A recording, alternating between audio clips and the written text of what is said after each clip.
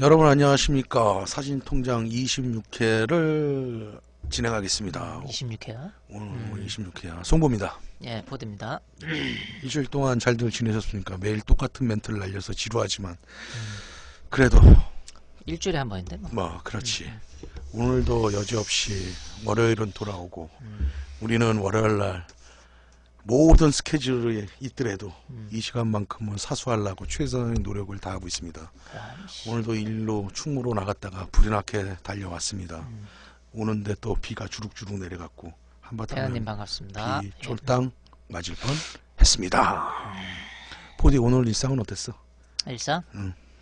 뭐 월요일 다 왔지 뭐. 월요일 다워? 월요일은 어떤 월요일이야 너는? 바빠. 바빠? 난 월요일 날이 난 뭐라 그러지? 가장 여유가 있으면서도 월요일 날 바쁘고. 난 월요일 날 웬만하면 스케줄 잘 안 잡으려 그래. 내가 정신을 못 차리니까 야 이거 네가 좀 컨트롤해라. 저쪽 채팅창. DB 메이커님도 내가 못 봤나? 여기서 이렇게 자주 보이시지는 않은 것 같아. 내가 그냥 가물가물해 아이디 이렇게 보면. 붉은 바다님 바다님은 좀, 안녕하세요. 예, 자주 봤고.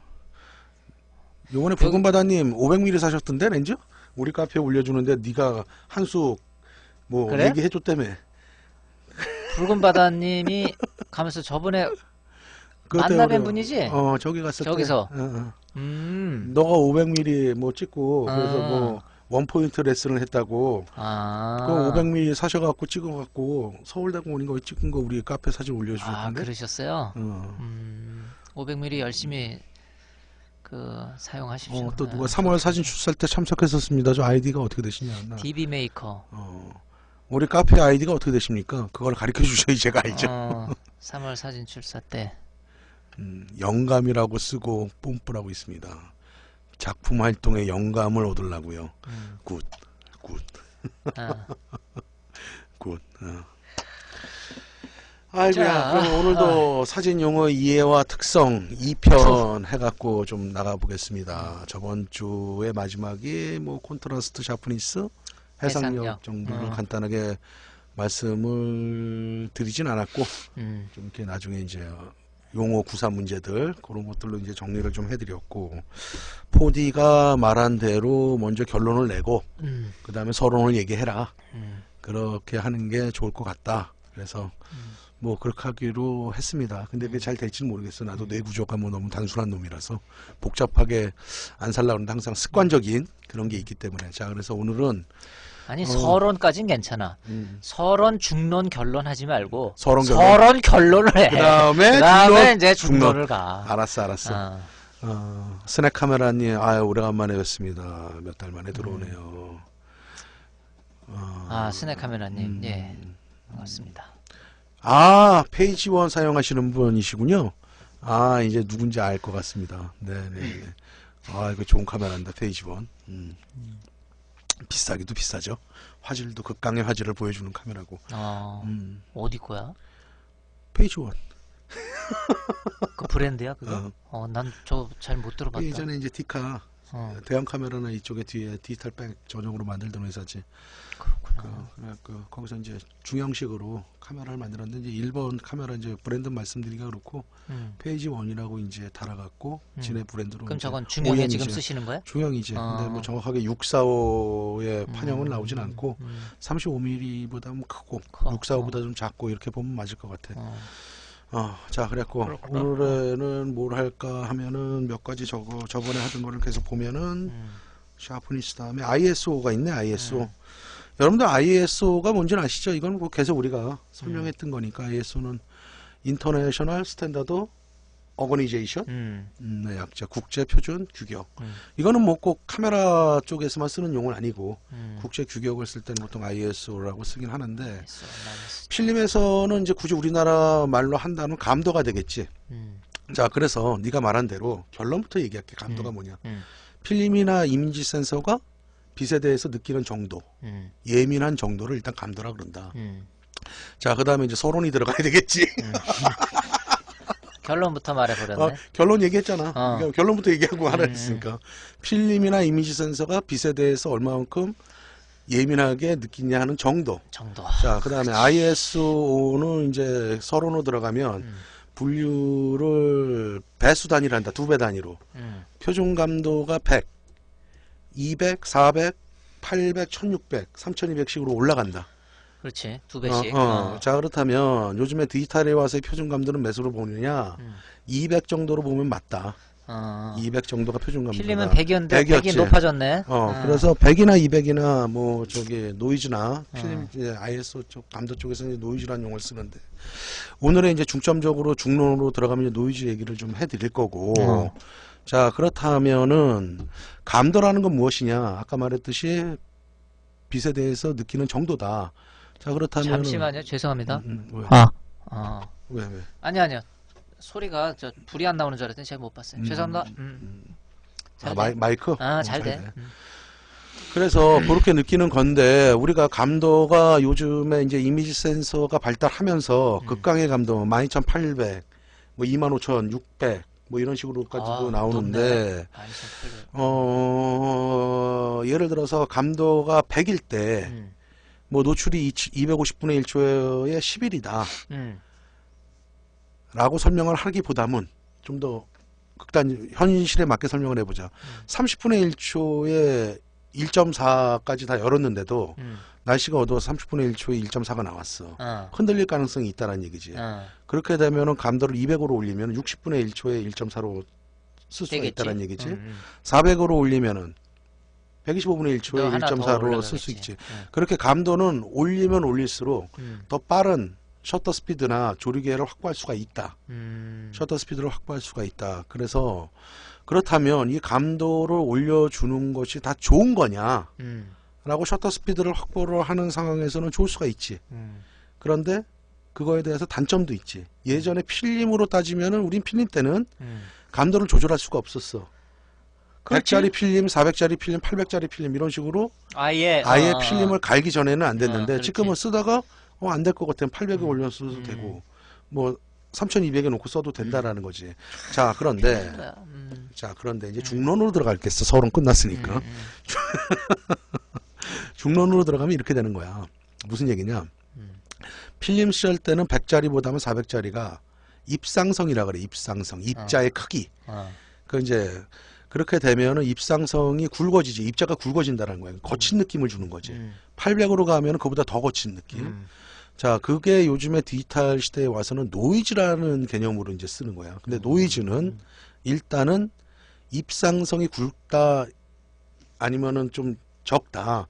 이 개념이 아니고 노이즈는 이제 전자적으로 나오는 현상이거든. 그러니까 칼라도 제 칼라가 나오질 않고 그 다음에 거친 느낌도 들고 그건 이제 입상성이랑 개념이랑 좀 비슷한 느낌이긴 한데 정확하게 그렇다고는 말할 수가 없다 라고 일단은 이렇게 좀 결론을 내리고 자, 그렇다면은 노이즈는 왜 생기느냐라는 거지. 왜 생기느냐는 거지. 결론부터 이것도 또 얘기를 할게. 노이즈는 열화 현상이야. 열이 발생을 하면은 생기는 거야. 자, 무슨 얘기냐. 자, 이제 어디 발생을 해, 열이? 이미지 센서에. 자, 센서에? 그렇다면 이거 열이 왜 발생하느냐라는 거지. 자, 봐. 이미지 센서에 1000만 화소짜리가 1000만 화소짜리 이미지 센서가 있다고 치자. 그럼 1000만 개의 하나하나의 독립된 센서가 있다라고 우리는 이해할 수가 있는 거야. 자, 그런데 입자가 필름 시대일 때는 100짜리는 은입자를 작게 만들면 100이 되는 거야. 은입자가 크면은 빛을 더 같은 시간당 받는 단위 면적이 커지기 때문에 400짜리가 되는 거야. 그럼 은입자가 크기니까 입자가 굵어지는 거야. 자, 그런데 이미지 센서에서는 우리가 디지털 이미지 센서를 바꿨다 꼈다 이런 게 아니잖아. 그렇지. 똑같은 센서가 만약에 요만한 센서 하나가 이만한 센서가 있다 그러면 100짜리가 이만하면 400짜리는 어떻게 돼야 돼? 이거에 4배가 커져야 되는 거야. 입자로 따지면. 근데 센서는 똑같다라는 거지. 자, 그럼 이걸 예민하게 만들어 주기 위해서는 어떻게 해야 돼? 전자적인 저항을 줘야 된다는 얘기거든. 그렇게 되면은 저항이 많이 들어간다면 열이 발생한다는 거야. 그래서 고감도로 올라가면 열이 발생할 확률이 높다. 그렇기 때문에 노이즈는 계속해서 더 증가할 수밖에 없다. 그러니까 내부적인 보는 거야. 기계적인 원인에 기계적인 의해서 거지. 열이 발생이 되는 거네. 오케이. 그래서 ISO는 계속해서 올린다고 쓰기에는 편할지 모르지만 우리가 저기 뭐라 그래야 될까? 그 노이즈 문제에서는 자유로워질 수가 없다. 하지만 그래도 지금은 기술의 발달에 의해서 어느 정도까지는 노이즈 현상이 억제된다. 그게 대체적으로 한 800 정도까지. 근데 풀프레임 바디 기준으로 그렇다는 얘기야. 그치. 풀프레임 바디. 그러면 왜 크롭 바디는 왜 풀프레임 바디보다 노이즈가 더 생기느냐라는 거지. 같이 예를 들어서 800에 놨어. 크롭 1.5 크롭에 800에 놓은 거하고 그 풀프레임 바디 800의 IS 감도를 놓은 거하고 노이즈가 어느 쪽이 더 생기느냐. 크롭 바디가 더 생긴다는 거지. 왜? 똑같은 1000만화소다. 그러면 풀프레임 24 곱하기 36에 센서의 크기하고 1.5 크롭이란 면적에 거기에 센서의 크기는 같은 1000만 개의 점을 찍을 때 어느 게 더 작냐라는 거지.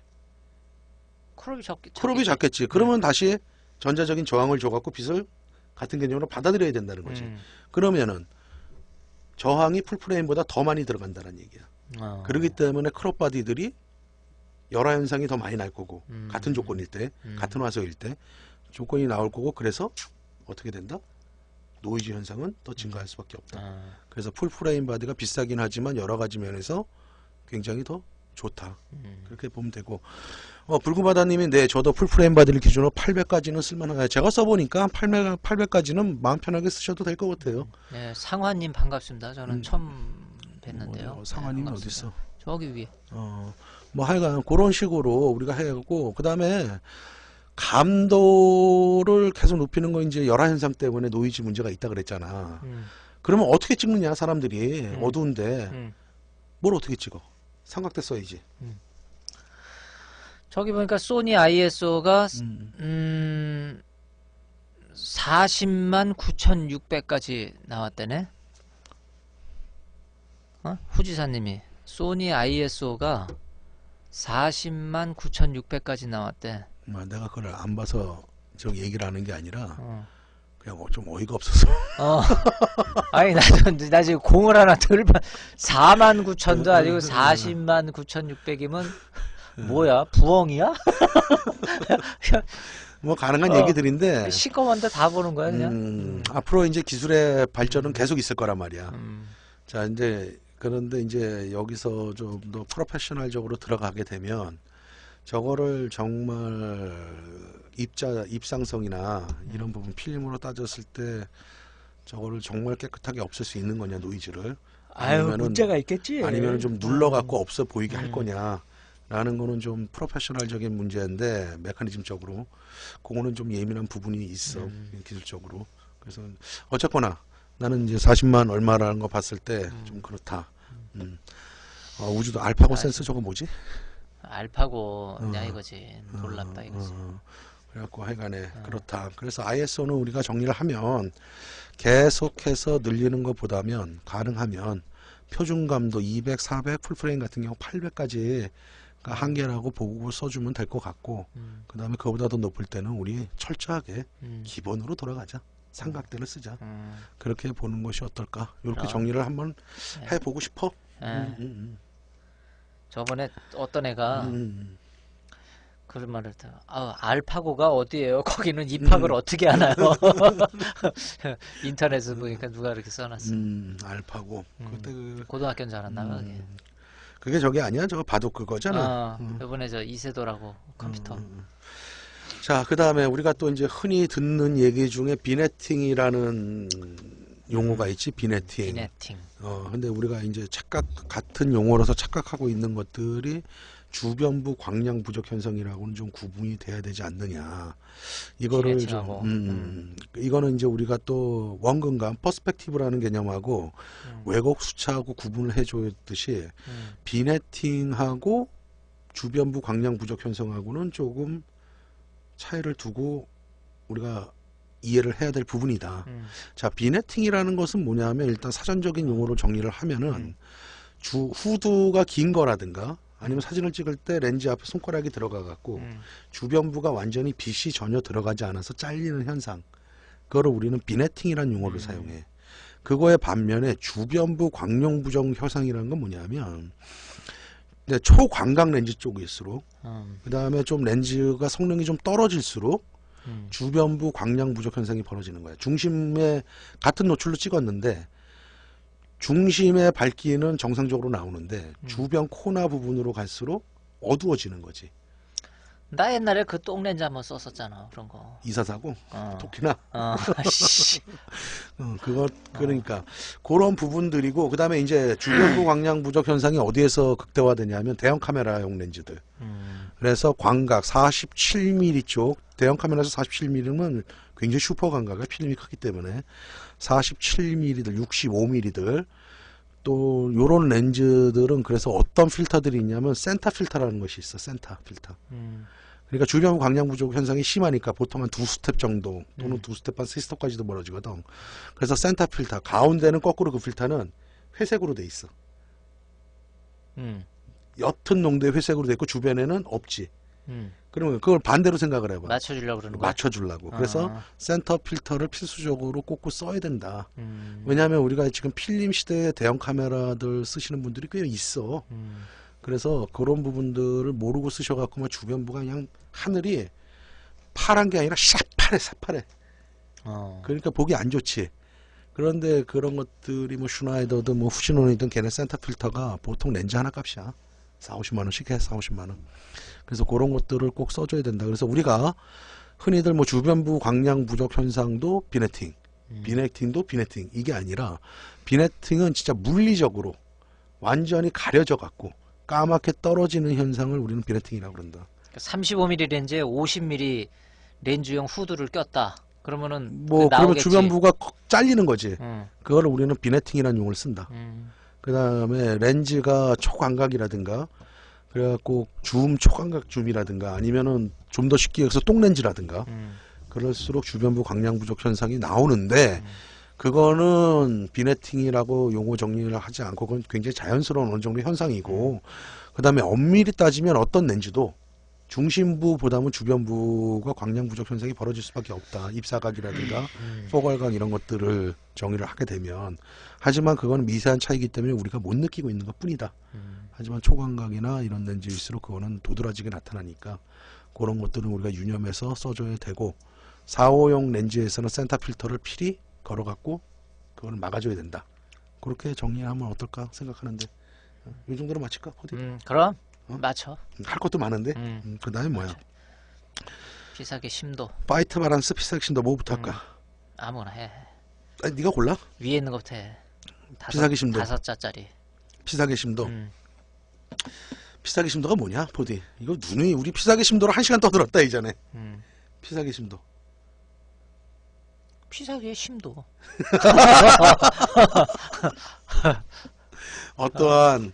어떠한 피사체에 초점을 맞추었을 때 그 피사체의 중심으로 앞과 뒤에 초점이 맞아 보이는 범위. 맞는 범위가 아니라 맞아 보이는 범위. 자, 피사계 심도를 내가 1시간 동안 떠들고서도 또 왜 이 용어 정리를 하느냐. 피사계 심도는 그만큼 사진에서 중대한 이미지화를 시키는데 중대한 요소 중에 하나다. 우리가 피사계 심도를 어떻게 컨트롤하느냐에 따라서 사진의 퀄리티가 좌우된다. 그 정도로 굉장히 중요한 거다. 그런데 용어에서 맞아 보이는 범위다. 맞는 범위가 아니라 이 용어는 내가 누누이 얘기했지만 우리가 어떤 지점에 즉 가선상상에 초점을 맞추었을 때 초점이 맞는 범위는 어디에도 없다. 물리적으로 따지면 다만 우리 눈에 맞아 보이는 보일 거예요. 뿐이다. 자, 그렇다면 그 맞아 보이는 게 왜 맞아 보이느냐? 그렇다면 우리가 창난원이라는 용어를 알아야 된다. 창난원은 우리가 그러니까 쉽게 얘기해서 무수히 많은 점으로 찍혀갖고 우리가 이게 장미다, 이게 자동차다라고 느끼는 것처럼 사진도 그런 행위 자체가 이루어진다. 그래갖고 그 창난원이 굉장히 작게 찍히면 우리 눈에 초점이 맞아 보이는 거고 크게 찍히면 초점이 맞아 보이지 않는 거다. 그거는 렌즈 조리개의 직경과 관계가 있다. 내가 계속 이렇게 설명해 주면은 괜찮은 거야? 점점 더 복잡해지고 있다. 복잡해지고 있다. 근데 어쩔 수가 없다. 물리적인 얘기이기 때문에 해드려야 된다. 그래서 이건 누누이 반복적으로 들어야 된다. 그러면 아주 쉽게 얘기하면 피사계 심도를 얕게 하려면은 조리개를 열어준다. 피사계 심도를 깊게 하려면은 조리개를 조여준다. 그 다음에 광각 렌즈가 표준 렌즈보다 피사계 심도가 깊다. 망원 렌즈가 표준 렌즈보다 피사계 심도가 얕다. 얕다. 그럼 광각과 표준 렌즈, 광각과 망원 중에 어느 게 피사계 심도가 깊을까? 광각이 깊다. 그렇게 간단하게 얘기를 할 수 있고, 그 다음에 주 피사체와의 거리가 가까울수록 피사계 심도는 얕아진다. 주 피사체와의 거리가 멀어질수록, 촬영 거리가 멀어질수록 피사계 심도는 깊어진다. 그렇게 보면 되고, 또 무슨 얘기를 해드릴 수가 있을까? 피사계 심도를 좌우할 수 있는 요소가, 자, 그렇다면 거리가 더 우선할 것이냐, 조리개가 우선할 것이냐. 피사계 심도에 영향을 미칠 때 거리가 우선한다. 조리개보다는. 요 정도까지가 지금까지 우리 교과서에 나온 얘기야. 그런데 내가 아까 착란원 얘기를 잠깐 해드렸듯이 우리가 피사계 심도를 정확하게 이해를 하려면 착란원의 이해가 필요하다. 그래서 내가 아까 그 해준 얘기들 하고, 그거보다 더 중요한 얘기, 더 자세한 얘기는 어디서 듣는다? 카페에 왕초보 사진 교실에서 듣거나 송보의 사진 강좌에서 동영상에서 듣는다. 이렇게 되면은 피사계 심도 넘어갈 수 있다. 이렇게 보는 거야. 자, 상화님이 광각과 망원 후방 날아가는 것이 다르다고 아는 분이 말씀해 주시는데 어떻게 다를까요? 이게 무슨 말이야? 광각에서 아웃포커스 되는 거하고 망원에서 아웃포커스 되는 거하고 좀 다르다라고 어떤 분이 말씀해 해주셨는데 뭐 굳이 어떻게 틀리냐 질문하시는 것 같은데. 망원 렌즈가 더 날아가겠지. 그 조금 전에 내가 말씀드린 거잖아요. 그거는 조리개 직경하고 관계가 있다. 그거보다 먼저 앞서는 게 착란원이라는 것을 이해해야 된다. 착란원은 대체적으로 조리개 직경하고 관계가 있다. 자, 그렇다면 예를 들어서 이거랑 똑같은 거야. 24mm f4짜리 하고 4에다 놓고 찍을 때 하고 100mm f4에다 놓고 찍어. 그러면 밝기는 똑같아. 들어오는 빛의 양은 똑같단 말이지. 그러면 조리개 직경은 어느 게 더 작고 어느 게 크느냐? 24mm가 4짜리가 작다. 그렇지. 그 다음에 100mm가 또 크다. 100mm 4자가 크다. 그렇다면 후방이 더 날아가는 건 어떠냐? 100mm가 더 날아간다. 더 날아간다. 착란원의 크기가 더 크다. 간단하게 이제 물리적으로는 이렇게 이해하면은 반은 맞고 반은 틀려. 이제 뭐냐면은 그 착란원이 꼭 조리개 직경하고만 관계가 있는 것도 아니기 때문에 거리하고도 관계가 있는데, 그 다음에 또 하나 엄밀하게 말해서 렌즈가 이상이 없고 렌즈에 결점이 없다 라고 생각했을 때 우리가 계산기로도 착란원의 크기를 계산할 수가 있다.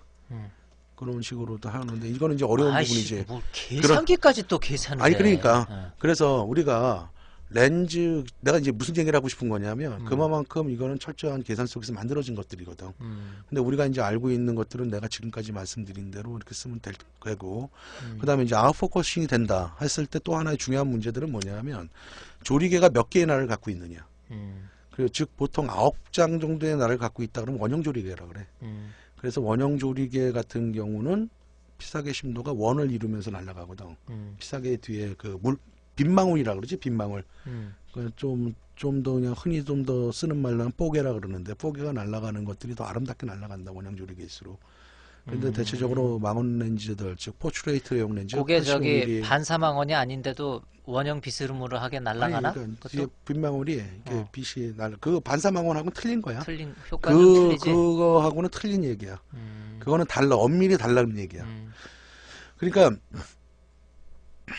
반사망원 렌즈는 조리개를 만들 수 없는 구간에 그 안에 링이 들어있는 거거든. 안에 반사경이 들어있지. 그것이 반사돼서 나오는 거라고 현상이라고 보면 되고, 조리개는 그 빛이 들어가고 뒤에 조리개 문양이 나오는 건데 엄밀히 말하면 광학적으로 틀려.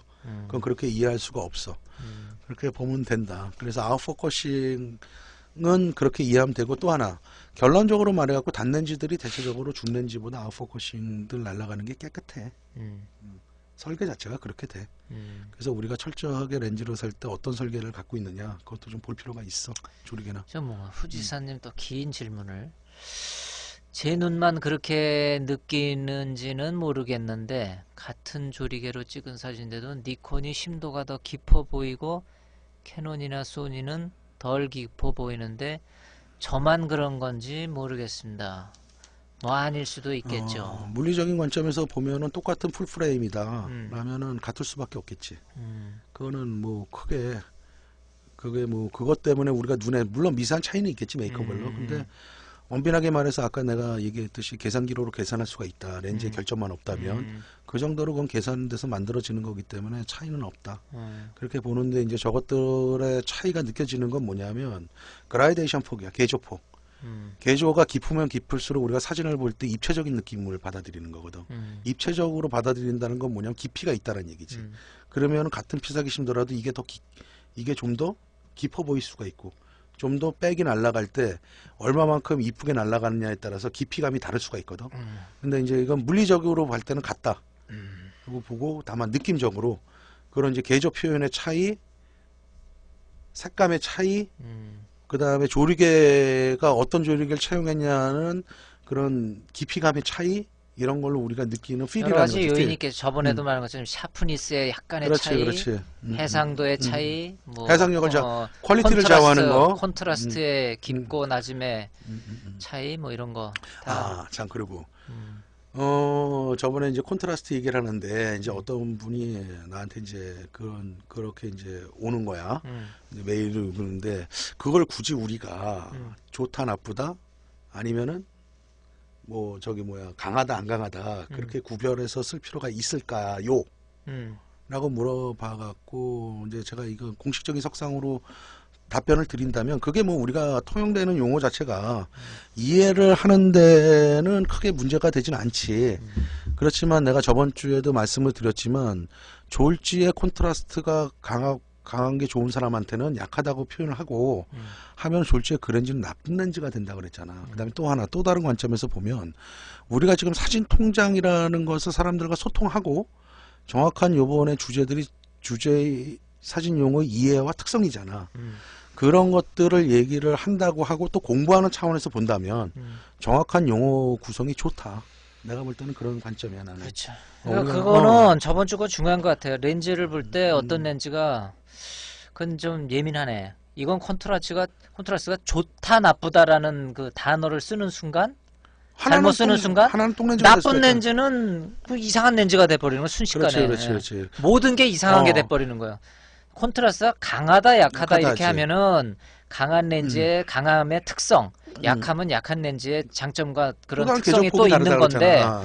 좋다 나쁘다라는 단어를 쓰는 순간 그 나쁘다라는 쪽의 렌즈는 그냥 다 황야 그냥 다 끝나버린 느낌을 받게 되니까. 그러니까 이제 그분이 말한 그런, 거는 굳이 그렇게까지 용어 정리할 필요가 있냐 그렇게 할 필요는 없지만은 우리는 해드려야 될 그렇죠. 의무가 있다. 음. 의무가 있다. 왜냐면 우리 공부하는 거잖아 지금 왜냐면 어떤 면에서는. 여긴 방송이니까. 그죠. 우리까지 그냥 뭐 한번 그거를 짚고 정말 넘어가는 한다. 거죠. 그렇게 나는 그래서 정확한 용어 정리를 좀 해드리고 싶다. 저도 뭐 사진 보면은 그냥 콘트라스트 문제냐 이게 해상력 문제냐 샤프니스 문제냐 그렇게 세 개로 안 따져요. 그러니까 딱 보고 이거 왜 이렇게 구려 그냥 한마디로 그러는데 우리는 이제 그렇게 한번 짚고 넘어간 거죠. 우주도깨비님이 아까 이제 아웃포커싱 될 때 렌즈 주변부 선회도 차이도 문제인데 아까 맞는 말씀이에요. 그러니까 우리가 어떠한 사진을 볼 때 아웃포커싱이 잘 됐다 또는 잘 안 됐다 그러면 깊다 얕다 더 똑같은 조건인데 이건 왜 더 깊어 보이지? 이런 것들은 라이팅의 문제부터 시작해 갖고 조리개 몇 장의 문제 뭐 이런 것들로 우리가 이제 사람의 눈이라는 게 또 어떻게 보면은 허당이지만 어떻게 보면 굉장히 또 정밀한 거야 우리 뇌하고 사람의 눈이라는 게. 그렇게 봤을 때 느낌적인 차이 또 4D가 똑같은 사진을 봤을 때 네가 이제 보는 사진의 관점 내가 보는 사진의 관점에서 상식선 안에서는 똑같지만 그걸 벗어나면 또 다른 느낌들로 얘기를 하거든. 글을 쓰라 그러면 이제 그런 것들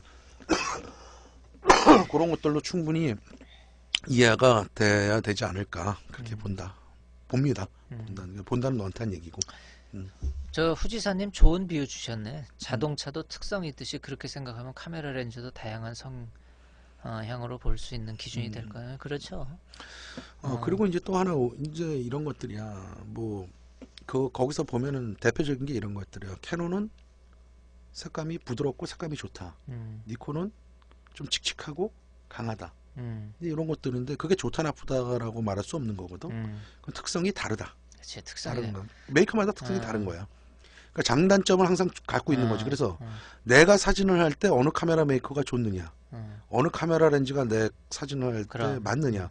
그거에 따라서 사는 거야. 그럼 이걸 뭐 니콘이 좋다 했고 다 니콘이 아니고 음. 캐논이 좋다 했고 다 캐논이 아니야. 뭐 그랜저가 좋냐 산타페가 좋냐 질문 참 애매하지. 뭐 용도가 뭐냐 이거지 도대체 그렇죠, 타는 그렇죠, 사람의 그죠? 칠봉달님이 DF에 렌즈 28mm 수동. 그다음 5.309는 뭐야? 저게. 그게 뭐죠? 5.309가요? 이게 이제 그 수동 의견인지 5.309? 질문인지를 정체성을 불명히 해주시고 DF 28mm 아, 치다가 오타요. 5점. 그러니까 DF 렌즈에 28mm를 쓰면 수동을 쓰신다는 얘기예요? 아니면 써도 되느냐라는 문제인가요? 그거를 좀 말씀해 주시면. DF의 렌즈 28mm 수동. AIS를 쓰시겠지. 아 수동을 써도 되느냐. 쓰는데 초점이 힘들어요.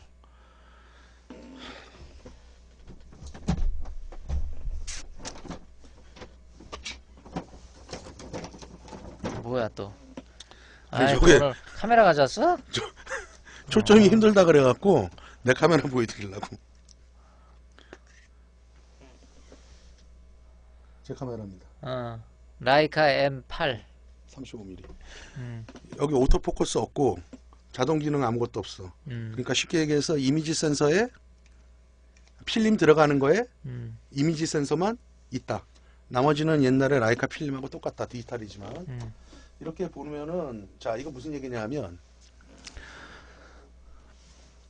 사진을 찍을 때 익숙해지면 오토포커스보다 MF가 렌즈가 훨씬 빠르고 정확하다. 근데 그 얘기를 해드리기 위해서 제 카메라를 보여드린 거예요 이게.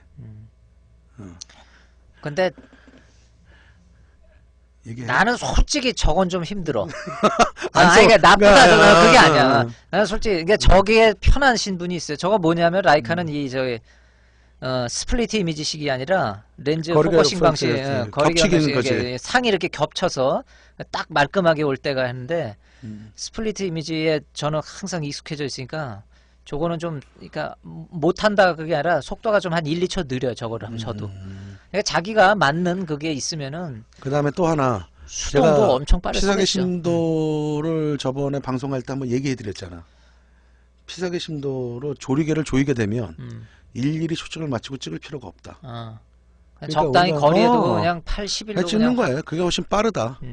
그 다음에 나는 사실 AF가 정확하지. AF 카메라가 정확한데 사진을 오래 찍다 보면 내 눈이 훨씬 더 정확해진다. 빠르고 그런 것들이에요. 그래서 제가 하고 싶은 말은 누가 아까 그 질문했어요. 피사계 심도 사용하셨는데 초점이 힘들어. 칠봉달님이 칠봉당님 같으면 힘드시면은 계속해서 칠봉달 칠봉당신 칠봉달 어쨌거나 뭐 하여간에 죄송합니다. 그러니까 자꾸 숙달해 보세요. 숙달해 보시면은 좋고 더 빠른다고 하고 더 편하게 느껴질 수가 있을 거예요. 펜타프리즘으로 관광 렌즈 볼 때 초점 맞추기가 힘들더라고요. 예. 음. 저건 뭐 기계 자체의 특성이라기보다는 이제 우리 칠봉달님께서 자꾸 숙달을 하셔서 손에 익히는 면은 아마 될 것 같아요. 예. 근데 왜 DF에다가 AF가 되는데 그럼 왜 28mm 수동을 사신 거예요? DF가 그 니콘 DF야? 니콘 DF 말씀하시는 거 아니야? DF의 렌즈 28mm 수동이면 니콘이지 뭐. 펜타프리즘 있고. 그치 캐논은 수동이 안 맞지. 안 어차피. 맞지. DF 얘기 내가 참 안 하려고 그러는데 저 DF가 또 아니 DF 이거 자꾸 저 단어가 들어오면 안 되는데 나 지금 DF가 지금 계속 그냥 눈에서 어른어른 되는데 수동 옛날 거 갖고 있는 거 가끔 썼어요. 그냥 쓰시면 돼요. 한번 쓰시면 되죠. 쓰시면 돼요. 좋은 거예요. 예. 그 다음에 DF가 또 하나는 1800만 화소 정도가 되지. 그렇기 때문에 옛날 수동 렌즈들도 주변부 광량 부족, 주변부 그 해상력 저하 현상이 그렇게 벌어지지 않아. 근데 보통 이제 D800 이런 거에는 쓰면은 좀 머리 아파지지. 머리 아파지고 그거를 좀 극복할 수 있는 방법들은 수동 렌즈 쓸 때 조리개 8 정도를 조여주면 코너까지도 좀 들어올 확률이 커. 머리 아파지면 어떻게 돼? 안 쓰면 돼. 신형 렌즈 써야지. 그러니까 요즘에 나온 최신형 카메라라고 해서 다 좋은 건 아니야. 그 다음에 이제 화소는 오늘 저번에 했기 때문에 안 써 있는데, 화소가 높다고 다 좋은 카메라가 아니야. 이거 굉장히 중요한 거야. 우리가 그때 카메라 얘기인가 렌즈 얘기할 때 해줬잖아. 그거 한번 유튜브로 다시 한번. 지금 이거 라이카 M8 같은 경우는 저 1030만 화소밖에 안 돼. 그럼 저거 갖고 사진 찍어서 어떻게 사느냐. 난 쓰는데 지장 없다. 충분하다. 저 라이카가 좀 난 개인적으로 별론데 저 렌즈는 진짜 죽이는 렌즈입니다. 저게. 내가 지금 저기에 35mm 내놔봐, 1.4 저거. 봐봐. 뭐 갖고 와봐. 이씨. 이게 참 오랜만에 보네. 송보 오늘 일이 있어서 이거 좀 가져왔나 본데. 이게 라이카 35mm가 이게 전설적인 렌즈예요. 이게. 이거 뭐지? 스미럭스 스미럭스. 1.4짜리인데 그 진짜 이거는 누가 줬어 나 사실은 이거를. 이거 진짜 이건 정말 쨍하다라는 표현이 뭔지 한 방에 느낄 수 있는 렌즈. 실론에 지미럭스라고 읽으시네. 어. 그렇지 그렇게 읽으셔도 되고 스미럭스라고 읽는데 지미럭스 밝은 게 1.4. 바디는 관심 없는데 저 렌즈는 진짜 탐난 렌즈죠. 이 렌즈 새거 600만 원이다. 아. 얘기 안 하려고 그랬는데 네가 물어서 얘기하는 거다. 저 참 좋은 렌즈죠. 주미룩스. 이거 M8이 2006년산 바디인데 이거 M8 처음 나왔을 때 700만 원. 저 스미럭스 1.4 스필칼 렌즈 600만 원. 그러면 얼마냐? 1,300만 원이야. 저걸 딱 저렇게 들고 다니면. 근데 어떤 분이 작품 활동하라고 주셨다며? 진짜인지 가짜인지 모르겠어. 이씨. 뭐 하여튼 됐고. 조만간에 근데 DF도 누가 하나 사주지 않을까? 샀는데 혹시 미안해가지고 씨 누가 줬다고 그러는 건지 실제 선물로 받은 건지 뭐 알 수가 없고 좌우지간. 하여튼 내가 이런 얘기하면 좀 다른 분들 부담되시는데 나 솔직히 팬 많아. 나 좋아하는 팬. 알아. 그래서 저번에 누가 길바닥에서도 알아보더만.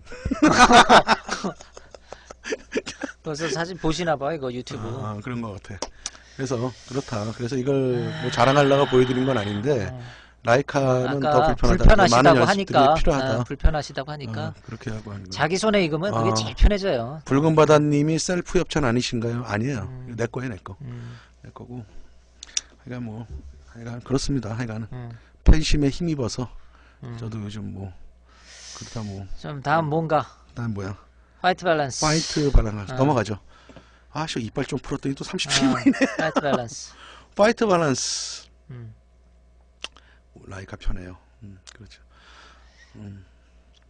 화이트 밸런스. 화이트 밸런스 하고 흑백 시절하고 저기 같이 비교하면서 좀 할 게 뭐가 있나? 데일라이트 필름이냐 텅스텐 필름이냐. 그 다음에 우리가 앞에다가 컬러 밸런스용 코닥이나 후지 젤라틴 필터를 쓸 거냐 말 거냐. 그 다음에 이제 우리 때는 화이트 밸런스 정확한 칼라 밸런스를 위해서 칼라 메탈을 썼느냐 안 썼느냐. 미놀타나 고센 거 그런 것들이 있는데 이런 것들이 이제 지금 우리의 디지털 카메라에서는 카메라 안에 내장되어 있는 거지.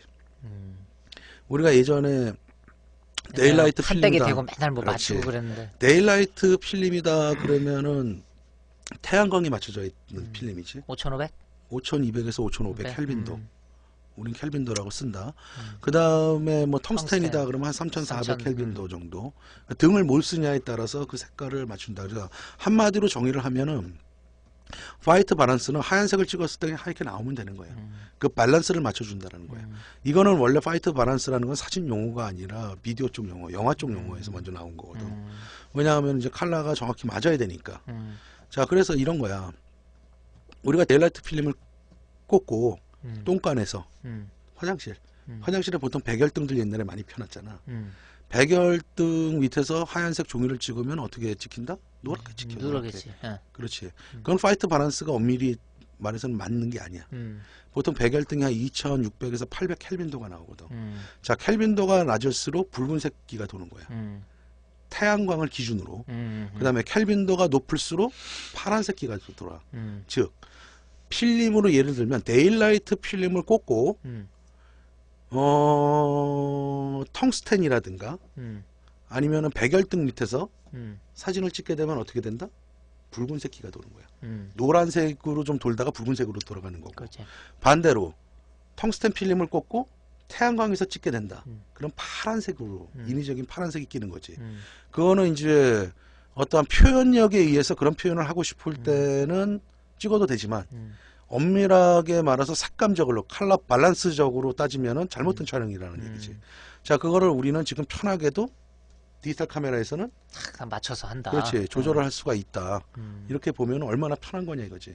자, 그렇다면 화이트 밸런스를 어디에다 놓고 쓸 거냐라는 것도 중요한 거야. 어디다 놓고 써 보통? 자동에다 놓고 쓰지.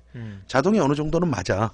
그런데 우리가 예전에 필름의 느낌을 많이 재현하기를 원하시는 분들이 많아. 그 미세한 오차들이 오히려 우리한테 따뜻한 감을 줄 수가 있고 인간적인 감을 줄 수가 있다. 그래서 뭐 데일라이트에다 놓고 쓰셔도 크게 문제는 없다. 또 하나 이런 얘기들 제가 자주 드렸었는데 일출이나 일몰을 찍을 때는 태양이 굉장히 강렬한 태양색으로 나와주는 거를 원해. 근데 그거를 화이트 밸런스를 오토에다 놓고 찍게 되면은 그렇게 강렬한 태양으로 느껴지질 않는다. 그거 자체도 자동으로 맞추려고 얘가 노력을 한다. 그래서 태양광에 놓고 찍으면 카메라는 딱 봤을 때 너무 시뻘게 그러니까 이거 그렇지. 좀 조정을 해야겠다 그러고 그렇지. 좀 물 빠진 빨강이 되는 거지. 올린다 이거지. 그런데 우리가 흔히 알고 있는 이미지적인 일출일몰일 때는 오토에다 놓는 것보다는 태양광 또는 데일라이트라고 표시가 돼 있을 거야. 아니면은 5200, 5500 켈빈도 거기다 놓게 되면은 태양이 그러면 굉장히 태양이 그냥 시뻘겋게 나온다. 그렇게 된다. 그런 것들을 이제 하나의 팁이지. 간단하게 쓸 수 있는 팁. 주구장창 오토로 놓고 쓰는 것이 아니라. 그 다음에 이제 화이트 밸런스를 맞출 수 있는 방법은 두 가지인데 자동, 그 다음에 그 세팅, 커스텀에 의한 세팅들이 돼 있지. 데일라이트, 뭐 형광등 막 거기다 놓고 써도 되고, 그 다음에 적극적인 행위를 요할 때는 수동으로 맞춘다. 수동은 하얀색 종이, 하얀색 백지를 카메라마다 조작 버튼은 다르겠지만 거기 하얀색 종이를 꽉 차게 파인더로 끌어들인 다음에 동작 버튼을 누르게 되면 걔가 껌뻑껌뻑껌뻑 하면서 거기에 맞는 거야. 내가 이걸 하얗게 보겠다. 근데 여기에는 이제 좀 장단점이 있어. 야외에서는 태양 밑에서는 구름이 꼈다가 구름이 없어질 수도 있지. 그러니까 화이트 밸런스가 항상 일정하지가 않다는 얘기지. 요런 거는 그러니까 색온도가 변하지 않는 거. 즉 지금 같이는 우리가 저 형광등 밑에서는 저거는 여기가 날씨가 흐리든 아니든 똑같은 색온도로 발생할 거 아니야. 저런 거에서는 수동 화이트 밸런스를 권한다. 거기서는 주구리 장치. 즉 광고하시는 분은 그쪽으로 하는 해야지. 것이 좋다. 그러면 정확한 컬러 밸런스를 맞춰서 쓸 수가 있다. 컬러 밸런스를 맞출 수 있는 방법은 두 가지. 하얀색 종이를 쓸 거냐 아니면은 18% 그레이 카드를 갖고 있는 18% 반사율을 갖는 그레이 카드를 쓸 거냐. 두 개 다 써도 똑같은 화이트 밸런스를 수동으로 맞출 수가 있다. 요 개념 유의하시면 되고, 그래서 사진을 만약에 좀 더 심도 있게 하고 싶다. 그러면은 이제 그레이 카드 같은 경우는 하나씩 갖고 있는 게 좋지. 그럼 그레이 카드가 요즘은 메이커들 많대. 근데 나는 너 그레이 카드 너 뭐 살래? 그럼 고민 안 한다. 돈 많이 주더라도 난 코다 거 산다. 그렇게 말씀드리면 될 것 같아. 근데 요즘 코다 거 있는지 모르겠다. 그러게 말이야. 그레이 카드. 그 회사 아직 살아 있어? 뭐 부도났다고는 하는데 뭐 어쩔 수 없지 뭐. 인생이 그런 거지 뭐. 그렇지. 그 다음에 이것도 저것도 다 귀찮다. 그러면 RAW를 찍어갖고 쓰셔라. 그럼 수동으로 다 맞추면 된다. 붉은 그레이 바다님 카드 보고 공구하세요. 그레이 카드를 만들까 저거? 저거 씌우려 그냥 뺑기 칠해가지고 만들어버려. 씨. 땡기실로. 그냥 확 그냥 회색 뺑기 찌고 확 부어버려가지고 예, 칼로 잘라가지고. 보호평 DSLR은 사용자 설정으로 색온도를 직접 불가능하고 이때는 제조사에서 설정도님 프리셋 화별로 대충 색온도를 맞추면 됩니다. 보호평은 요즘 그렇구나. 아닌데 나는 똑딱이 카메라도 수동으로 되던데. 요즘 하도 카메라들이 많이 나오니까 내가 그걸 만약 스펙을 좀 봐야 되겠네. 저거는 그레이 카드 공부하세요. 코닥 게 좋아. 근데 사실은 나도 코닥 거 썼어. 학교 다닐 때. 그럼 코닥 게 좋아. 가장 정확해. 코닥 게 비쌌지. 우리 당시에도 다른 거 10,000원이면 사는데 코닥 거 한 30,000원씩 했으니까. 그럼. 그 당시에 30,000원이면 꽤 큰 돈이야. 난 그래서 비싸가지고 회색 도화지 가져갔어. 그냥 미남니 이게 맞냐 이씨. 회색 도화지 가져가지고 잘라가지고 썼어. 선생들이 그거 가져오라 그러면 돈 없어가지고 여기 가져왔어요. 미남님이 네. 코닥 판매 안 한다. 아, 코닥이 절판이 된다 보구나. 그러면 어디 거 쓰세요? 그레이카드 요즘? 코닥기 안 나오면 어디 거예요? 나는 코닥 외에는 난 생각도 안 해봤기 때문에 해외에서 6만 원 하네요. 아, 그렇지. 그 정도. 저는 근데 코닥기 6만 원 아니라 10만 원 한다 하더라도 나는 살 것 같아. 뭐 예를 들어서 중국산이 10만 원이다. 그걸 믿고 안 믿고를 떠나서 나는 성격이 그래. 그냥 나는 오리지널 또는 이제 신뢰할 수 있는 메이커 거를 돈을 좀 더 주더라도 사. 그런 것들이 좋다. 우주도깨비님이 전 손등 아, 이렇게 여기다가 18% 만사율을 갖는 30%의 농도의 회색입니까? 우주도깨비님 손등이. 근데 저것도 하나의 방법이야. 그렇게 해갖고 수동과 저거를 재보고 그 다음에 정말 정확한 칼라 바란스 세곤도 또는 칼라 바란스를 맞추고 싶다. 그럼 칼라 메타를 사면 가장 정확해. 그거를. 칼라 메타가 보통 한 120만 원 하지. 중고 있어도 한 70만 원 될 아이씨, 거야. 그냥 돈 들이면 다 좋아. 자, 그거는. 돈 얘기 그만하고 그 다음에 이제 구면 넘어가 파이터 바란스 넘어가자. 수차 3개. 구면 수차, 그 다음에 수차가 이제 뭐 비점 수차도 있고 상면 뭐 저기 뭐 하여간에 수차들이 뭐 5개, 5개에서 6개 정도가 있어 대표적인 수차가. 근데 이제 우리가 대체적으로 미널타 칼라메타, 네. 미널타 칼라메타 가장 좋아요. 고센에서 나오는 칼라메타도 있는데 그거보다는 저는 미널타가 좋더라고요. 요즘 이제 미널타 콜카 뭐 이렇게 나가고 뭐 이렇게 나오죠. 메이커들이 바뀌니까. 그 다음에 파이트 밸런스 했지. 중요한 거 이렇게 3개 수차. 구면 수차, 색 수차, 왜곡 수차. 어. 몇 분이냐? 46분. 아, 요거 빨리 세개 끝났겠다. 결론을 얘기하고 그다음에 설명을 들어가다가 10시 되면 끝내면 돼. 구면 수차는 렌즈가 구면인 이상 생길 수밖에 없는 수차. 구면 수차를 보정할 수 있는 방법은 조리개를 조인다. 이러면 되고, 색 수차는 분산율에 의해서 플랫한 영상이 만들어지는 것이 색수차다. 색수차는 조리개를 조여서 해결될 수 있는 문제는 아니다. 조리개를 조여서 해결될 수 있는 색수차가 또 하나 있긴 있는데 그거보다는 배율 색수차냐 뭐 이런 식으로 해갖고 있는데 어쨌거나 색수차는 분산율이 적은 특수 글라스 렌즈를 껴서 색수차는 보정을 한다. 그러면 지금까지는 우리가 그럼 색수차가 전혀 보정이 되지 않았느냐? 2가지 색은 보정이 됐다.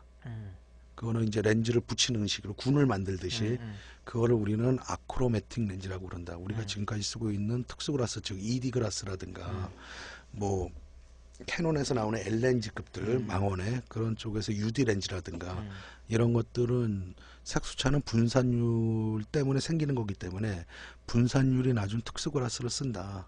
그런 것들을 쓴 렌즈를 잡는데 그런 것들로 잡아줄 수밖에 없다. 그 다음에 왜곡 수차는 직선이 이렇게 술통형으로 휘거나 반대로 휘거나 직선이 직선으로 나오지 않고 휘는 현상이다. 왜곡 수차를 보정할 수 있는 방법은 없다. 이거는 보정할 수 있는 방법은 비구면 렌즈 정도를 써갖고 쓰는 거지 조리개를 조인다고 왜곡 수차는 보정되지 않는다. 이 3가지 수차를 말씀드리는 거 왜 상면 망곡이라든가 비점 수차 이 얘기는 안 하느냐. 그거보다는 우리가 익숙하게 많이 나오는 수차들이 이런 거다. 자, 그렇다면은 조리개 간단하게 얘기를 할게. 제가 조리개를 개방해서 쓸 수 있는 렌즈는 아무것도 없다고 얘기했잖아. 그거는 구면 수차가 때문에 그래. 구면 수차가 발생을 하게 되면 사진이 소프트해져. 그래서 우리가 렌즈 50mm 1.4하고 짜리가 있을 때 1.4나 또는 1.2 렌즈를 열어서 썼을 때 렌즈가 소프트해지는 현상이 구면 수차 영향이 가장 크다. 아, 선이 휘는 게 아니라 선이 휘는 게 아니라 소프트해지는 거야. 그래서 135mm SF 렌즈 있지, 소프트 포커스 렌즈. 그거는 거꾸로 구면 수차를 이용한 거다. 구면 수차를 남긴 거야. 그렇기 때문에 소프트한 묘사를 해주는 거거든. 그래서 구면 수차를 어떻게 사용하느냐에 따라서 화면의 질을 결정할 수 있다. 하지만 샤프니스나 콘트라스트에서 구면 수차가 발생을 하게 되면 사진이 굉장히 화상이 플랫한 사진이 된다. 이건 좋은 영향은 아니라는 얘기지. 그래서 조리개 구면 수차는 그럼 주변에서 들어오는 빛을 차단해 주면 된다. 그게 곧 어떻다? 조리개를 어느 정도 조여주는 거다. 그게 한 2스텝에서 3스텝 조였을 때 구면 수차는 대체적으로 양호해진다. 그렇기 때문에 렌즈 메이커에서 비구면 렌즈를 굳이 안 써도 조리개를 어느 정도 조여지면 양호해지기 때문에 그렇게 쓰면은 그렇게 보정해서 쓰는 게 가장 최선의 방법이다. 색수차. 색수차는 조리개를 조여서 해결될 수 있는 문제는 아니다. 분산율에 의한 거기 때문에. 그럼 분산율이 낮은 렌즈를 쓰게 되면 되는데 그게 니콘에서는 ED, 음. 또는 캐논에서는 L. 그 다음에 뭐 독일제 라이카에서는 아포, 시그마도 아포, 미놀타도 아포. 아포크로매틱이라는 거지. 아까 이색 수차 보정은 내가 에크로매틱 렌즈라고 그랬잖아. 그건 렌즈를 붙여줌으로써 어느 정도 보정을 해줄 수가 있어. 그런데 삼색 수차, 청록 적이거든. 이 삼색 수차까지 보정되는 건 분산율이 낮은 렌즈를 써줘야 된다. 그게 자 그렇다면 색 수차가 발생을 하면 어떤 현상이 벌어지느냐? 어떻게 될 것 같아? 칼라에서는 나오지 않아야 될 칼라들이 좀 보일 거고, 그 다음에 전체적으로 화상에서는 마찬가지로 플랫한 현상이 된다. 플랫한 현상. 흑백으로 보면. 자 그렇다면은 내가 권해드리는 렌즈는 망원 쪽, 즉 135mm 이상의 망원 또는 70에 200, 80에 200급의 망원에서는 돈을 더 주더라도 삼색 수차 보정된 아포크로매틱 렌즈를 사기를 권한다. 그건 돈 아끼지 마라. 자 그렇다면 70에 200 f2.8 에프크로매틱 렌즈가 있고 70에 200 f4 에프크로매틱이 있다. 둘 다 색수차, 삼색 수차를 보정한 거다. 자 그렇다면은 2.8을 살 거냐 4를 살 거냐는 선택할 수 있는 거다. 근데 하나는 2.8짜리 삼색 수차가 보정된 에프크로매틱 렌즈가 있고 4짜리는 그냥 아크로매틱 렌즈다. 삼색 수차가 보정되지 않고 2색 수차만 보정됐다. 근데 하나는 100만 원이고 하나는 50만 원이다. 나보고 어떤 걸 살래? 그냥 간단하게 난 100만 원짜리 산다. 그거는 고민 안 한다. 삼색 수차 보정한 걸 산다. 그럼 그거는 선택의 여지가 없는 거야. 이건 왜냐하면 내가 조리개를 조이거나 어떻게 해서 할 방법이 없는 거야. 그 다음에 왜곡 수차도 조리개를 조여서 해결할 수 있는 문제는 없다. 자 그렇다면 왜곡 수차는 초광각으로 갈수록 생긴다. 그 다음에 줌렌즈, 광각 줌렌즈에서는 아무리 L1이나 ED라도 생긴다. 그렇게 보면 되고, 유일하게 안 생기고 정말 명품 렌즈가 뭐냐? 캐논에서 나왔던 14mm 2.8 렌즈, 니콘의 14mm 2.8 렌즈. 그거는 바둑판으로 나온다. 바둑판에는 선들 쫙 있지. 그게 왜곡 없이 나온다. 왜곡 수차 없이. 코너까지. 그렇지. 엄청 비싸겠네. 엄청나게 300 몇십만 원 하겠지. 좀 뭐 홀로건 16mm도 그런가? 홀로건 16mm. 아, 홀로건 저건 자이스. 자이스 홀로건 16mm. 그런 가능성들이 있죠. 350만 원 비싸지. 나 그 13mm 2.8짜리 한 번도 못 봤다고. 근데 싶네. 필요에 의하면 사는 거야. 내가 아까 뭐라 그랬어? 저 라이카 35mm 1.4 새거 가격 600만 원이다. 580만 원. 필요하면 사는 거다. 그거는 자기가 어떤 사진을 찍느냐. 간단해. 예를 들어서 13mm 한 장 찍어갖고 그만큼의 돈을 뽑을 수 있다. 광고 사진 하는 사람이 사는 거야. 그걸 왜 고민하냐. 맞지? 하는 거야. 사야지. 내가 필요하면 사는 거야. 그런데 이제 선택의 여지. 그러니까 내가 항상 말을 하는 거잖아. 이 말이 중요할 것 같아. 나는 그 정도까지 필요가 없어. 그런데 남들이 좋다고 그러니까 그 렌즈를 꼭 사야지만이 사진을 잘 찍을 것 같아. 그건 난 반대한다라는 거지. 그런데 자기가 정말 그걸 찍는데 그 렌즈가 필요한 렌즈야. 그렇다면 얼마를 주고라도 난 사라고 그러거든. 근데 내가 항상 비싼 렌즈가 다는 아니다라는 얘기는 맞는 거야. 얼마가 성공적으로. 없어. 얼마를 주고라도 사야 되는데 얼마가 없어. 이씨. 어떻게 되는 거야 이거. 그럴 때는 꼭 그 사진을 찍어야 된다. 렌탈샵 가서 렌탈해서 써야지. 그거 괜찮은 거 아니야. 그럼 괜찮네. 한 번에 와서 한 번 5만 원, 6만 원 이렇게 주면 괜찮은 거야. 몇 시간 쓰고 갖다 주면 되니까. 그럼 하루 쓰면 되는 거니까 괜찮은 거야. 예전에 지금에는 필름 카메라나 이런 거지만 무비 쪽, 영화 쪽에서는 13mm 2.8 한번 보고 싶구만 렌즈. 그거 뭘 보고 싶어? 보고 싶으면 우리 집으로 와. 어이씨. 아니 그렇다. 뭐 하여간에 그런 렌즈들. 그러니까 주제는 뭐냐 하면 좋은 렌즈들이 있다. 그렇다면은 뭐 어쩔 수 없이 필요하다. 그러면 그게 밝은 렌즈든 어두운 렌즈든 내가 필요한 거에 의해서 선택은 돼야 된다. 하지만 더 중요한 거는 나는 그런 걸 몰라. 그러니까 예를 들어서 몰라. 사진하는 사람이. 근데 옆에서 비싼 렌즈가 좋으니까 너 이거 써. 그거는 내가 판단을 해줘야 되는 문제지. 우리는 근데 대체적으로 그렇게 많이 가. 그러면은 이게 좀 이상한 질문인가 모르겠는데 하지마. 아이 복수했어 저번에. 아니 구면 수차, 색 수차, 왜곡 수차가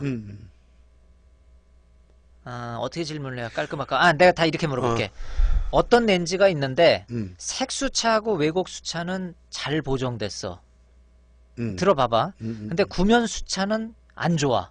음. 혹은 어떤 렌즈가 구면수차, 색수차는 보정이 잘 돼 있어. 근데 왜곡수차는 안 좋아. 음. 그러니까 내가 질문하고 싶은 게 음.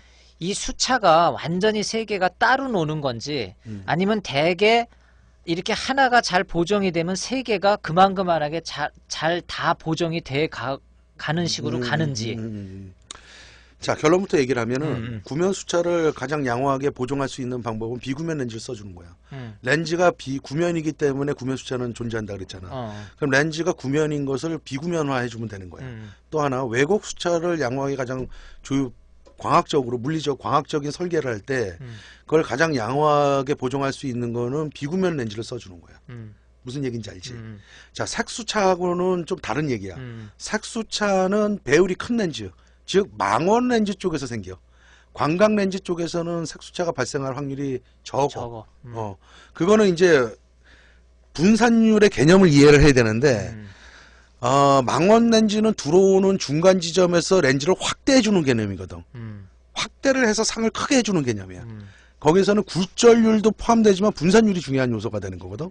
분산율 때문에 색수차가 나오는 거야. 그래서 색수차는 별개로 하고 자, 그렇다면 50mm 1.4 렌즈에 비구면 렌즈를 썼어. 그러면 구면 수차도 어느 정도 양호하게 보정이 되면서 왜곡 수차도 보정이 돼. 웬만하면은 같이 가는구만. 그렇지. 그 다음에 광각 렌즈에서 예를 들어서 한 20mm에 비구면 렌즈를 쓰냐 안 쓰냐에 따라서 왜곡 수차가 생기느냐 안 생기느냐는 차이가 커. 어느 정도 설계를 하는 거에 따라서. 그래도 초광각으로 내려갈수록 비구면 렌즈를 쓴다 하더라도 왜곡 수차는 어느 정도 잔존 수차로 남는다. 그 다음에 또 하나 어느 정도의 밝기까지는 비구면 렌즈가 구면 수차를 보정을 해주지만 내가 저번 시간에도 말했지 1.2 렌즈 극단적으로 밝은 렌즈는 비구면 렌즈를 쓴다 해도 잔존 수차량이 그렇게 많이 줄어들지는 않는다. 그렇다면 당연히 소프트한 느낌이 든다. 자, 그래서 비구면 렌즈는 50mm 1.4 쪽의 렌즈들은 대체적으로 비구면 렌즈를 안 써. 왜냐하면 조리개를 한 두세 스톱만 조여주면 그 구면 수차량이 현저하게 줄어들기 때문에. 대신에 비구면 렌즈를 넣는다는 것은 성능을 정말 극대화하기 위해서 넣는 건데 넣어갖고 그게 5,600만 원 하면 사겠냐? 저 라이카의 35mm 1.4가 왜 600만 원이야? 저기에 비구면 렌즈, 유리몰도 비구면 렌즈를 깎아 넣었다는 얘기예요. 거기에 라이카라는 빨간 딱지의 브랜드 네임 때문에 금액도 올라간 것도 있겠지만 자, 그렇다면 저거를 만약에 f2.8로 만들었다. 그러면 구면 수차량이 확 주는 거야. 비구면 렌즈를 넣을 필요도 없는 거야. 그러면 금액은 100만 원대로 떨어져 버린다는 거지. 아무리 라이카라지만. 무슨 얘기인지 알지? 자, 마지막 질문. 그러면 색수차, 색수차 이게 이렇게 물어볼게. 단순하게. 대개. 렌즈가 만약에 색수차를 보정을 했다. 어떤 렌즈가 삼색수차를 보정을 했다. 어떤 망원이. 망원이. 그러면은 내 편한 대로 질문할게. 웬만하면은 그런 렌즈들은 최대한 생산할 때 구면 수차하고 왜곡 수차도 같이 이렇게 최대한 좀 이렇게 일이 안 벌어지게 같이 이렇게 목표를 가지고 가나? 아니면 오로지 색수차만 나는 잘 보정해지라고 이렇게 생산을 하나? 내가 아까 얘기를 해줬잖아. 색수차는 대체적으로 망원 쪽에서 발생을 한다고. 그 다음에 구면하고 왜곡은 광각 쪽? 광각 쪽에서 주로 나오지. 자, 그렇다면 네가 말한 답변을 내가 그냥 간단하게 할게. 보통 그러니까 심플한 질문이야. 어떤 70210 L이 있어. 그 렌즈를 말할 때 생산자가 나는 오직 설계자가 나는 이 색수차만 신경 쓸 거야. 그리고 잘 만들었겠지 물론. 그런데 그런 걸 할 때 다양성을 고려하면서 왜곡이나 이런 거 구면 이런 거를 다 전체적으로 하면서 생산자가 그렇게 생산했냐 이 말이야. 그게 궁금한 거야. 대체적으로 같은 개념으로 가고 네가 말한 대로 그다음에 뭐 135mm 렌즈가 있다. 그럼 거기에는 줌 렌즈이기도 하고 구면 수차, 왜곡 수차, 그다음에 색수차가 동시다발적으로 존재할 수가 있어. 그런 것들은 이제 그 저분산율 렌즈, ED 글라스라든가 UD 글라스를 쓴 거와 동시에 비구면 렌즈도 넣어갖고 같이 쓰지. 아, 자, 그렇다면은 이제 사람들이 거기다 플러스 알파 또 저것도 아직 경제적인 면도 생각을 하는 거야, 설계자들은. 무결점 렌즈가 없느냐? 있어. 방송용에 너무 쓰는 비싸지. 거하고 너무 그다음에 비싸고. 우리가 인공위성이라 그러나? 어. 그런 데서 쓰는 것들은 거의 무결점 렌즈야. 음. 자, 그런 렌즈를 하나 만들어. 그럼 렌즈 하나에 몇 천만 원씩 가는 거야. 그걸 해갖고 한 개를 팔래? 아니면은 결점을 좀 남기더라도 경제적인 해갖고 어느 정도 보정을 할 수 있는 양을 주면서 그거를 100개를 팔래? 그럼 간단한 거 아니야. 100개를 파는 쪽으로 가는 거야. 그 다음에 만약에 모든 렌즈가 1,000만 원, 2,000만 원씩 해 무결점으로 만들어갖고 그거를 사진 발전해도 그건 옳지 않겠지. 뭐 누가 사겠어? 자, 그래서 우리가 렌즈나 이런 것들을 쓸 때는 항상 그 렌즈의 특성을 알고 써줘야 되는 거예요. 그래서 그런 것들이 항상 중요한 관점으로 아, 돌아옵니다. 오케이. 그렇구나. 자, 여시네. 아, 예. 어쨌거나 오늘 여러분들하고 또 했는데 끝에 이제 4D가 질문한 것들을 이 맞는 질문들이에요. 대체적으로 이제 정의를 한다 그러면은 용어의 정의라는 것은 우리가 대체적으로 알아야 될 필요성이 분명히 있는 거고 그 다음에 그 특성을 고려해서 쓸 때 우리가 경제적인 도움도 받을 수 있는 거고 그 다음에 여러분들의 사진을 작화한다 그러지? 촬영하고 이런 작화한다 그러는데 작화할 때 유리한 쪽으로 검토해서 쓰실 수가 있다. 그렇게 하고 사진 용어의 정의와 계속 할 수 있지 하려면은 네, 근데 일단 이게 좀, 계속 좀 하고 다음 주에는 좀 쉬고 재밌는 얘기 좀 다른 주제로 다음 주는 다음 주에는 좀 다른 주제로 좀 가보기로 하고요. 예. 오늘 어쨌거나 어려우면 어렵고 쉬우면 쉽고 너무나 지금까지 들었던 지금의 다양성 그냥 많이 돌아다니는 용어 위주로 했고 나중에 언젠가는 3, 4편 뭐 10편까지 갈 수도 있지만 좀 이거를 그때는 한번 좀 또 더 해야 돼. 전문적으로 들어갈 수 있는 용어들 그런 용어들도 해보는 것도 재밌지 않을까 생각을 합니다. 자, 오늘 비가 오니까 밖에 날씨가 조금 쌀쌀한 네. 감이 듭니다. 여러분 일주일 동안 건강하게 감기 걸리지 않고 건강하게 생활하시고 다음 주 월요일 날 또 행복한 모습으로 뵐 수 있도록 하겠습니다. 지금까지 송구였습니다. 어디였습니다. 고맙습니다. 예.